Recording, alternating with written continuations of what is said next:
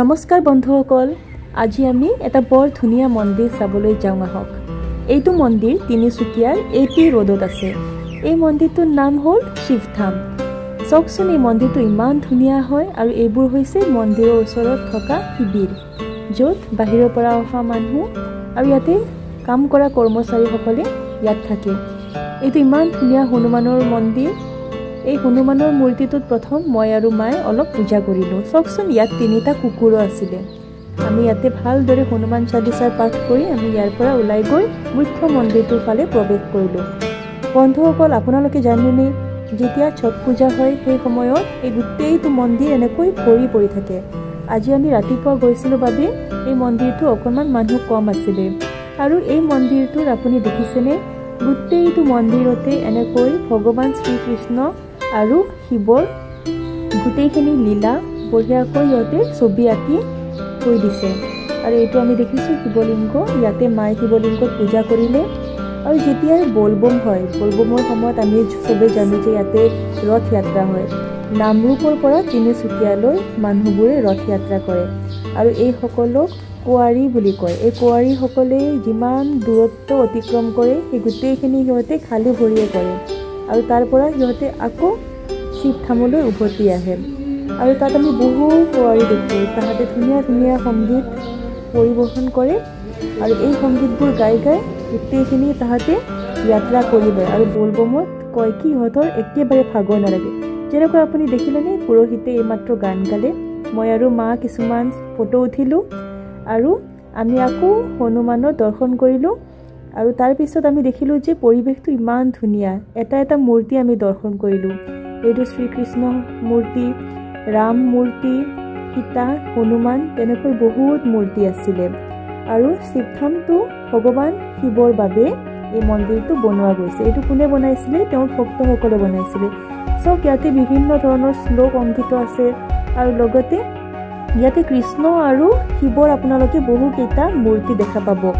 শিৱধামৰ যিটো 9 পুখুৰী আছে, এই 9 পুখুৰীটোৰ মাজতে এটা বৰ ধুনীয়া শিৱৰ মূৰ্তি দেখা পাব। লগতে ত্ৰিশূলডালো ইয়াতে অংকিত হৈ আছে। মায়ে ইয়াত বঢ়িয়াকৈ পূজা কৰিলে আৰু আমি ওপৰলৈ গৈ বঢ়িয়াকৈ ওপৰৰ পৰা এই মূৰ্তিটো দৰ্শন কৰিলোঁ। কাৰণ এই গেটখন বন্ধ হৈ থাকে। ইয়াত মাছো জীয়াইছে। আমি অকণমান মাছখিনি চাইও বৰ ফূৰ্তি কৰিলোঁ।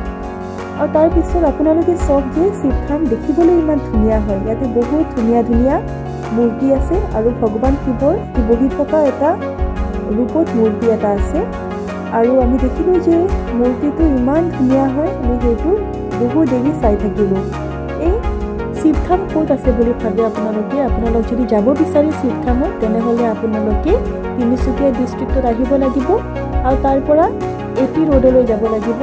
আৰু যেতিয়া বাছ ষ্টেণ্ডৰ পৰা আপোনালোকে গাড়ী লৈ আৰামছে শিৱধাম যাব পাৰিব।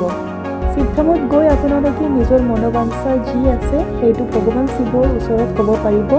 আৰু ইয়াত চাওকচোন, ইমান ধুনীয়া ধুনীয়া পিলাৰ আছে। গোটেই মূৰ্তিটোত আমি যদি চাওঁ নহয়, ইয়াৰ আৰ্কিটেকচাৰ ষ্টাইলটো হৈছে পিলাৰ আৰু ওপৰত বঢ়িয়াকৈ গম্বুজ বনাইছে।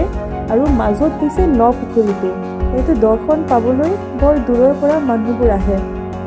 আৰু যিটো কোঁৱৰ যাত্ৰা বুলি কয়, কোঁৱৰ যাত্ৰাৰ কাৰণে এইটো মন্দিৰ বৰ প্ৰসিদ্ধ হয়।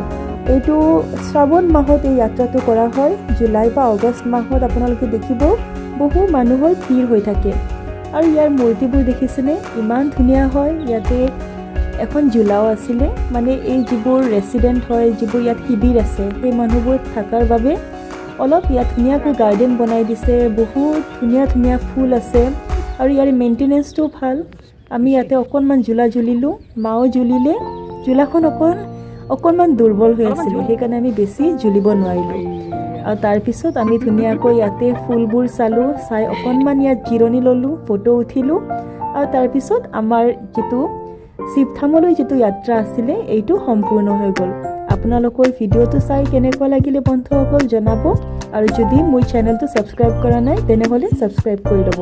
আৰু আশা কৰিছোঁ আপোনালোকৰ যেতিয়া তিনিচুকীয়াত আহিব, তেতিয়া আপোনালোকো আহি এই শিৱধামলৈ ফুৰিব আহিব। ইয়াত ধুনীয়া এখন গাৰ্ডেনো আছে। আজি বতৰ ইমান বঢ়িয়া আছিলে, সেইবাবে আমি গাৰ্ডেনত অকণমান বহি আমি গাৰ্ডেনত ফটো উঠিলোঁ। আৰু ওচৰতে দোকানবোৰ আছে। আপোনালোকে দোকানৰ পৰা ধূপ ধূনা চাকি জ্বলাই আহিব পাৰে। আমাৰ যাত্ৰা ইয়াতে সম্পূৰ্ণ হৈ গ'ল। ধন্যবাদ।